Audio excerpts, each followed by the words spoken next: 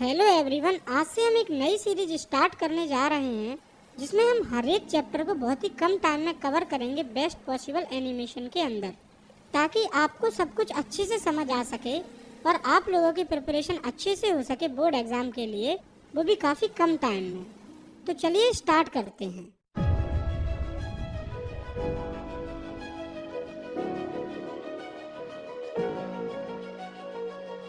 तो आज की वीडियो में हम पढ़ने वाले हैं क्लास 10th की साइंस के पहले चैप्टर को, जो कि है chemical reaction and equations.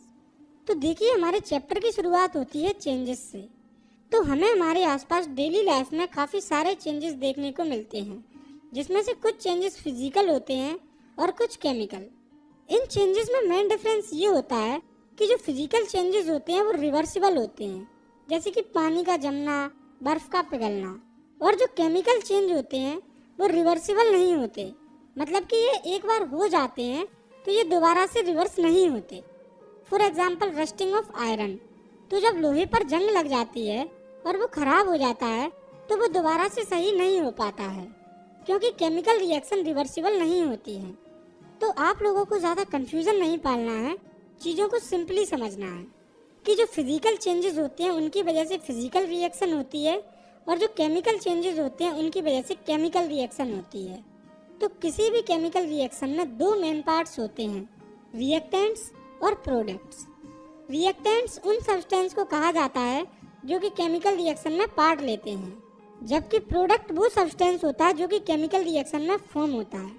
Chemical reaction को समझने से ये दोनों टर्म हमें और अच्छे से समझ में आ जाएंगे। तो केमिकल रिएक्शन एक ऐसी प्रोसेस होती है जिसमें एक या उससे ज़्यादा सब्सटेंस, जिन्हें रिएक्टेंट्स कहा जाता है, वो कन्वर्ट हो जाते हैं एक या उससे ज़्यादा डिफरेंट सब्सटेंस में, जिन्हें प्रोडक्ट्स कहा जाता है। तो कहने का मतलब है कि केमिकल रिएक्शन में जो रिएक्टेंट्स होते हैं वो प्रोडक्ट में कन्वर्ट हो जाते हैं। फॉर एग्जांपल हाइड्रोजन और ऑक्सीजन मिलके H2 यानी कि वाटर फॉर्म कर रहा है। तो इस रिएक्शन में ये जो हाइड्रोजन और ऑक्सीजन है वो रिएक्टेंट है, क्योंकि हाइड्रोजन और ऑक्सीजन ही रिएक्शन में पार्ट ले रहे हैं, और जो H2O है वो प्रोडक्ट है, क्योंकि H2O ही रिएक्शन में फॉर्म हो रहा है। तो केमिकल रिएक्शन के बारे में समझने के बाद अब हमें ये देखना है कि केमिकल रिएक्शन के दौरान हमें क्या क्या चेंजेस देखने को मिलते हैं। तो जब भी केमिकल रिएक्शन होती है तो हमें रिएक्टेंट और प्रोडक्ट्स की स्टेट में चेंज देखने को मिल सकता है, या उनके कलर में चेंज देखने को मिल सकता है। इसके साथ हमें टेम्परेचर में भी चेंज देखने को मिल सकता है, और गैस भी निकलती हुए दिख सकती है, और केमिकल रिएक्शन के अंदर ही हमें प्रेसिपिटेट भी फॉर्म होते हुए दिख सकता है। तो केमिकल रिएक्शन में हमें ये कुछ चेंजेस देखने को मिल सकते हैं। तो आगे हमें समझना है केमिकल इक्वेशंस को। तो इसमें पहले हम देखेंगे कि केमिकल इक्वेशंस क्या होती हैं, फिर हम देखेंगे कि हम इन्हें बैलेंस क्यों करते हैं, हमें क्या ज़रूरत पड़ती है इनको बैलेंस करने की, और लास्ट में हम देखेंगे कि हम केमिकल इक्वेशंस को कैसे बैलेंस करते हैं। तो पहले हम देखते हैं कि केमिकल इक्वेशन क्या होती हैं। तो केमिकल इक्वेशन सिंबॉलिक रिप्रेजेंटेशन होती हैं केमिकल रिएक्शन की सिंबल्स और फॉर्मूले के साथ, यानी कि केमिकल रिएक्शन को इनके सिंबल्स और फॉर्मूले के फॉर्म में लिखने को ही केमिकल इक्वेशन कहा जाता है। फॉर एग्जांपल कार्बन और ऑक्सीजन मिलकर कार्बन डाइऑक्साइड फॉर्म करते हैं। तो आप देखिए कि इस रिएक्शन को सिंबल्स के फॉर्म में इस तरह से रिप्रेजेंट किया जाता है, और इसी रिप्रेजेंटेशन को हम केमिकल इक्वेशन कहते हैं। ये जो केमिकल इक्वेशंस होती हैं इनको लिखने का भी एक तरीका होता है, जिसमें जो रिएक्टेंट्स होते हैं उन्हें लेफ्ट साइड में लिखा जाता है, और जो प्रोडक्ट्स होते हैं उन्हें राइट साइड में लिखा जाता है, जैसा कि आप इस रिएक्शन में देख सकते हैं।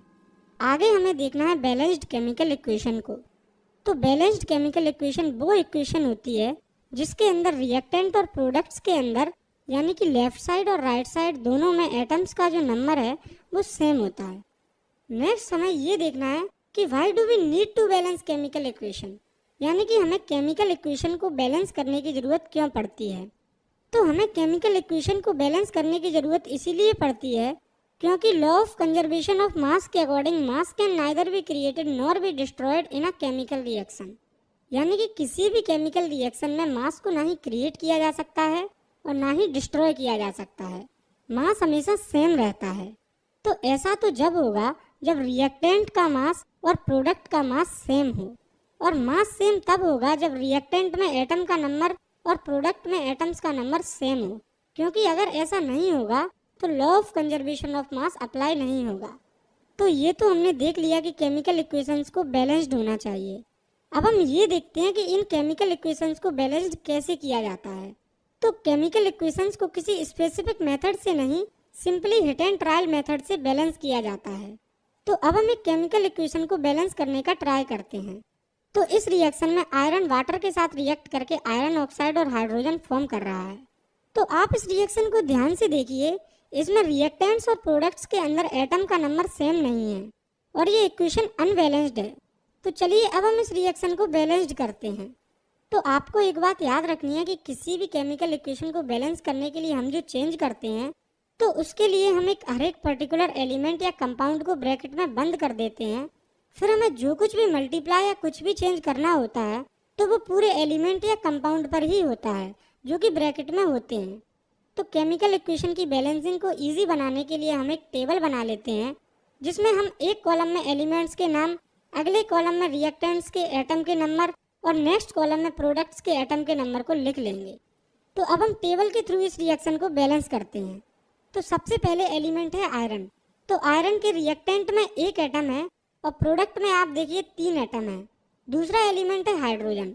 हाइड्रोजन के रिएक्टेंट में 2 एटम है और इधर प्रोडक्ट के हाइड्रोजन में भी 2 ही एटम है। और तीसरा एलिमेंट है ऑक्सीजन। तो ऑक्सीजन के रिएक्टेंट में 1 एटम है और प्रोडक्ट में 4 एटम है। तो इस टेबल में पहले है आयरन। तो अगर हम इधर रिएक्टेंट की साइड 3 का मल्टीप्लाई कर देते हैं तो दोनों साइड रिएक्टेंट और प्रोडक्ट में एटम का नंबर सेम हो जाएगा। नेक्स्ट है हाइड्रोजन। तो आप देखिए कि हाइड्रोजन के एटम का नंबर रिएक्टेंट और प्रोडक्ट दोनों में सेम ही है, जो कि है 2-2 एटम। और लास्ट और थर्ड एलिमेंट है ऑक्सीजन। तो ऑक्सीजन के रिएक्टेंट में एटम का नंबर है 1 और प्रोडक्ट में 4 एटम्स हैं। तो अगर हम इधर रिएक्टेंट की साइड ऑक्सीजन में 4 का मल्टीप्लाई कर देंगे तो दोनों साइड ऑक्सीजन के एटम बराबर हो जाएंगे। लेकिन हमने अभी देखा यदि कोई 2 एलिमेंट भी अगर कंपाउंड फॉर्म में दिए हुए हों तो उसको बैलेंस करने के लिए उस पूरे कंपाउंड में मल्टीप्लाई होता है। तो हम इस H2O में 4 का मल्टीप्लाई कर देंगे तो इस पूरे H2O में 4 का मल्टीप्लाई होने से ऑक्सीजन तो बैलेंस हो जाएगा, लेकिन जो रिएक्टेंट में हाइड्रोजन है वो 4 का मल्टीप्लाई होने से उसमें 8 एटम्स हो जाएंगे और ये अनबैलेंस हो जाएगा क्योंकि उसके प्रोडक्ट में 2 ही हाइड्रोजन है।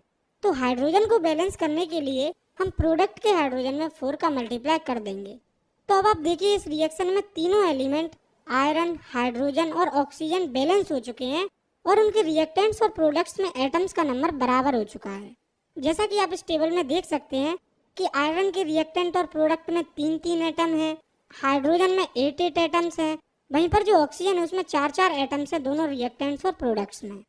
तो ये जो रिएक्शन लिखी थी वो अनबैलेंस्ड थी, लेकिन हमने अभी इस टेबल में सभी एलिमेंट्स को बैलेंस किया है। तो चलिए अब हम इस रिएक्शन को बैलेंस्ड तरीके से लिख लेते हैं।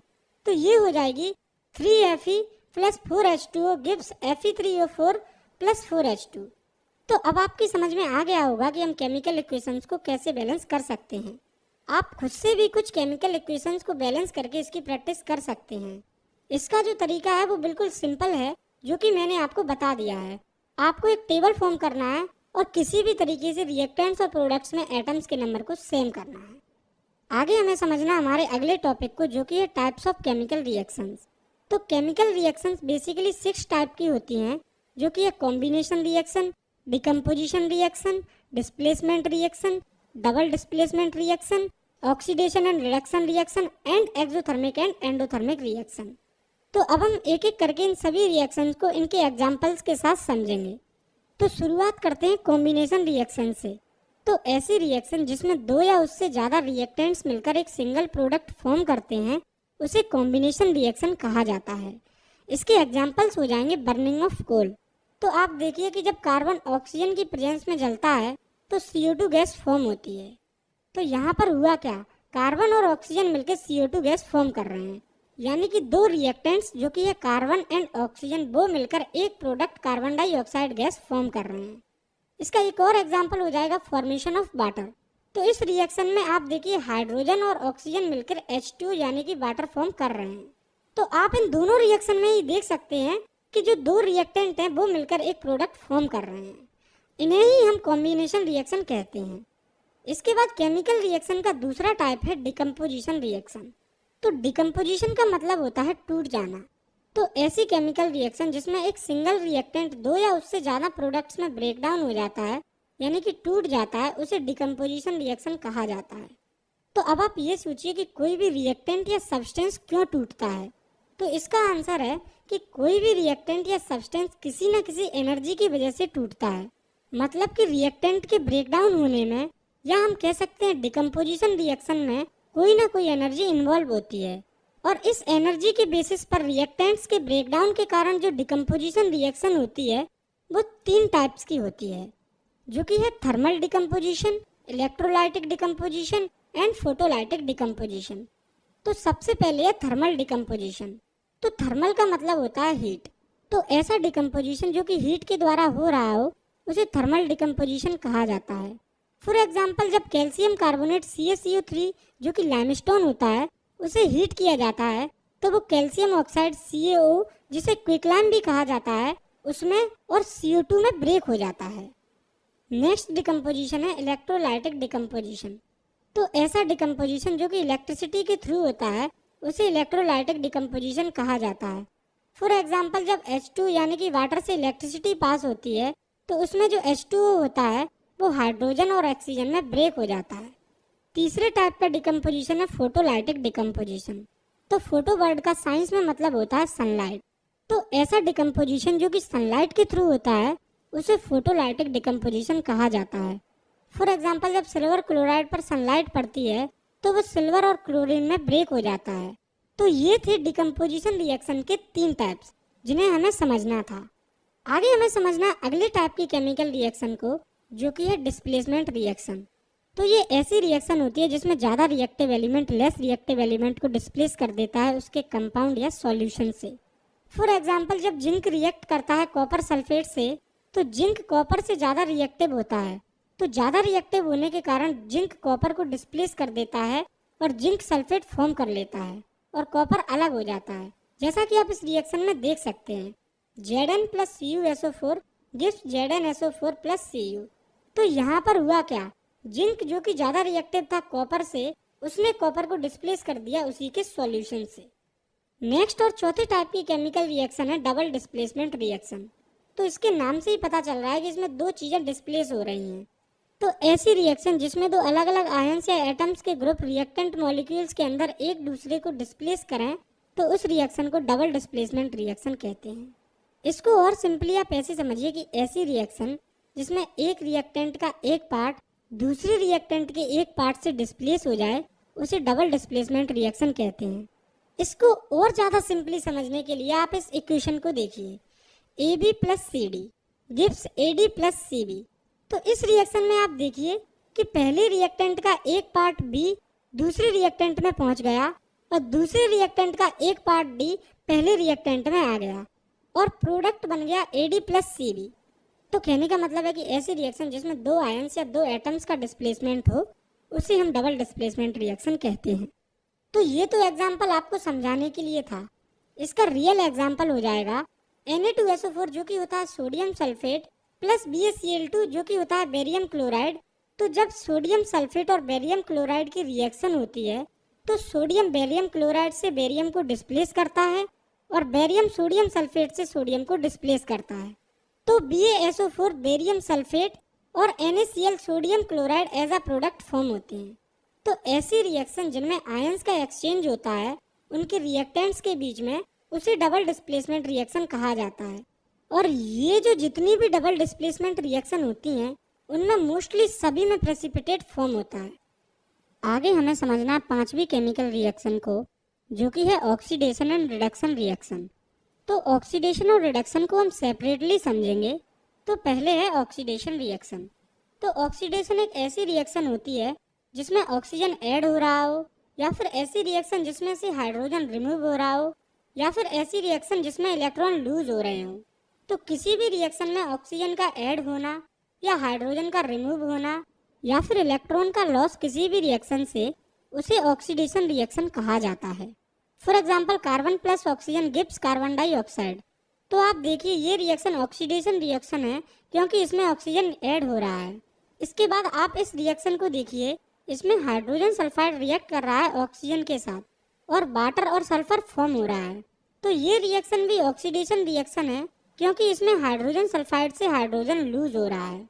और इस रिएक्शन को भी आप देखिए, इसमें जिंक से 2 इलेक्ट्रॉन लूज हो रहे हैं और जिंक पर 2 पॉजिटिव साइन आ रहा है। ये रिएक्शन भी ऑक्सीडेशन रिएक्शन है, क्योंकि इस रिएक्शन में इलेक्ट्रॉन लूज हो रहे हैं। ऑक्सीडेशन के बाद अब हमें समझना है रिडक्शन रिएक्शन को। तो रिडक्शन रिएक्शन ऑक्सीडेशन की बिल्कुल अपोजिट होती है। तो रिडक्शन होती है ऐसी रिएक्शन या ऐसी प्रोसेस जिसमें ऑक्सीजन रिमूव हो रहा हो या फिर हाइड्रोजन ऐड हो रहा हो या फिर ऐसी प्रोसेस जिसमें इलेक्ट्रॉन गेन हो रहे हों।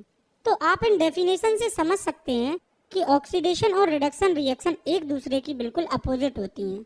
फॉर एग्जाम्पल, जब पोटेशियम क्लोराइड KClO3 टूट जाता है पोटेशियम क्लोराइड KCl और ऑक्सीजन में, तो ये जो रिएक्शन है वो रिडक्शन रिएक्शन है, क्योंकि इसमें आप देखिए ऑक्सीजन रिमूव हो रहा है।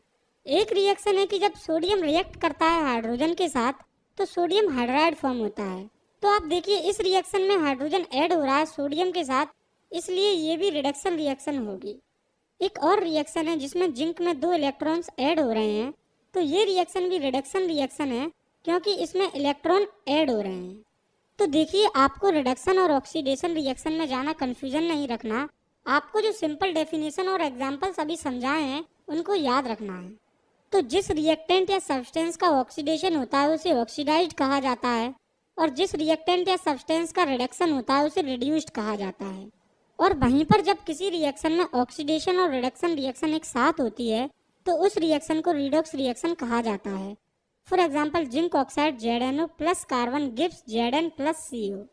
तो आप देखिए इस रिएक्शन में जिंक ऑक्साइड रिड्यूस्ड हो रहा है जिंक में और कार्बन ऑक्सीडाइज्ड हो रहा है कार्बन मोनोऑक्साइड में। ऐसे ही आप एक और एग्जाम्पल को देखिए, CuO plus H2 gives Cu plus H2O। तो इस रिएक्शन में आप देखिए कॉपर ऑक्साइड रिड्यूस हो रहा है कॉपर में और यहाँ पर रिडक्शन रिएक्शन हो रही है। वहीं पर हाइड्रोजन ऑक्सीडाइज हो रहा है और उसकी ऑक्सीडेशन रिएक्शन हो रही है। तो ऊपर की 2 रिएक्शन से हम ये कह सकते हैं कि अगर कोई सब्सटेंस ऑक्सीजन गेन करता है या हाइड्रोजन को लूज करता है रिएक्शन के टाइम पर, तो उसे ऑक्सीडाइज्ड कहा जाता है। वहीं पर अगर कोई सब्सटेंस ऑक्सीजन को लूज करता है या हाइड्रोजन को गेन करता है तो उसे रिड्यूस्ड कहा जाता है। इसके बाद हमें समझना है लास्ट टाइप की केमिकल रिएक्शन को, जो कि है एक्सोथर्मिक एंड एंडोथर्मिक रिएक्शन। तो एक्सोथर्मिक रिएक्शन वो रिएक्शन होती है जिसमें हीट इवॉल्व होती है, यानी कि हीट निकलती है। For example, burning of natural gas. तो जब मीथेन यानी कि CH4 जब ऑक्सीजन में बर्न होती है तो CO2 और वाटर फॉर्म होता है और साथ में लार्ज अमाउंट में हीट एनर्जी निकलती है। इसके साथ साथ जो रेस्पायरेशन की प्रोसेस होती है वो एक्सोथर्मिक रिएक्शन होती है, क्योंकि उसमें एनर्जी हीट के फॉर्म में रिलीज होती है। इसके बाद है एंडोथर्मिक रिएक्शन।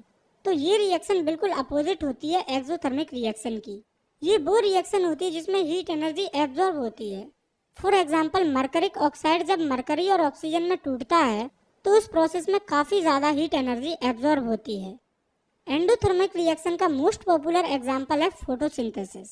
तो जो फोटोसिंथेसिस रिएक्शन होती है उसमें सन की हीट एनर्जी को एब्जॉर्ब किया जाता है, इसलिए फोटोसिंथेसिस की जो रिएक्शन होती है वो एंडोथर्मिक रिएक्शन होती है।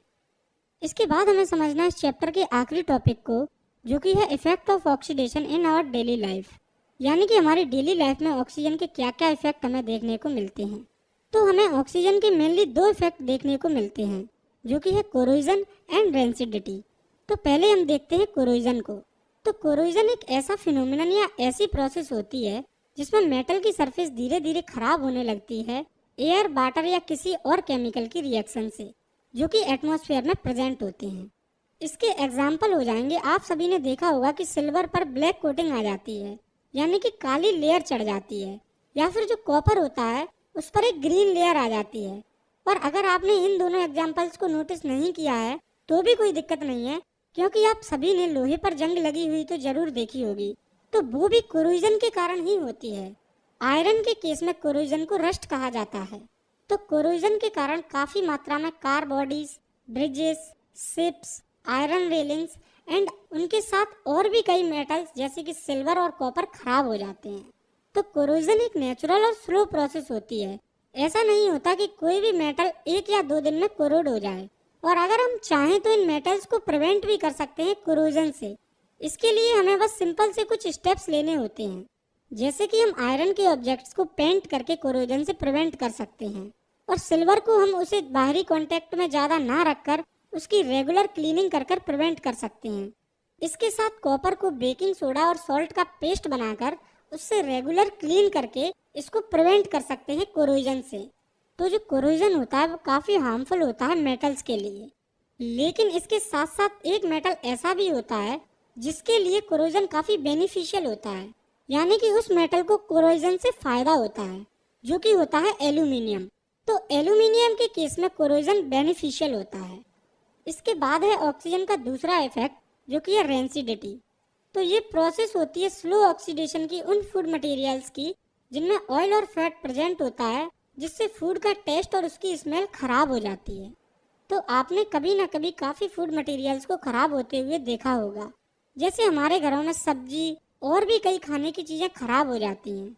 तो जो फूड मटेरियल्स होते हैं वो फैट और ऑयल्स के प्रेजेंट होने के कारण ऑक्सीडाइज हो जाते हैं, जिससे इनकी स्मेल और टेस्ट खराब हो जाते हैं, और ये हमारी हेल्थ के लिए भी काफ़ी नुकसानदायक होते हैं। तो फूड को रेंसिडिटी से यानी कि खराब होने से प्रिवेंट करने के लिए कुछ मेथड्स होते हैं, जैसे कि हम फूड मटेरियल्स को रेंसिडिटी से प्रिवेंट करने के लिए एयर टाइट कंटेनर्स में रख सकते हैं, जिससे वो एयर के कांटेक्ट में नहीं आएंगे और रेंसिडिटी से प्रिवेंट रहेंगे। इसके साथ हम जो कुक्ड फूड होते हैं जिन्हें हम खुद पकाते हैं, उन्हें डायरेक्ट सनलाइट के कांटेक्ट से प्रिवेंट करके और रेफ्रिजरेटर में लो टेम्परेचर पर रखकर प्रिवेंट कर सकते हैं। इसके साथ साथ हम फूड मटेरियल्स को एंटीऑक्सीडेंट्स को भी ऐड करके प्रिवेंट कर सकते हैं रेंसिडिटी से। तो आप लोगों ने कभी ना कभी चिप्स तो खाए होंगे। तो जब आपने चिप्स खाए होंगे तो आपने एक चीज़ नोटिस की होगी कि चिप्स के पैकेट में चिप्स से ज़्यादा तो हवा भरी हुई होती है। तो आप लोगों ने कभी सोचा है कि चिप्स में गैस या हवा क्यों भरी होती है, और ये कौन सी गैस होती है जो चिप्स के अंदर भरी होती है? तो जो चिप्स होते हैं उनके अंदर मेनली नाइट्रोजन गैस भरी होती है, और ये इसीलिए भरी होती है क्योंकि ये गैस चिप्स को रेंसिडिटी से प्रिवेंट करती है, यानी कि इनको ऑक्सीडाइज होने से बचाती है। तो ये था आपका चैप्टर। आज की वीडियो में इतना ही। मिलते हैं इस सीरीज की नेक्स्ट वीडियो में। आप चाहें तो इस वीडियो को लाइक कर सकते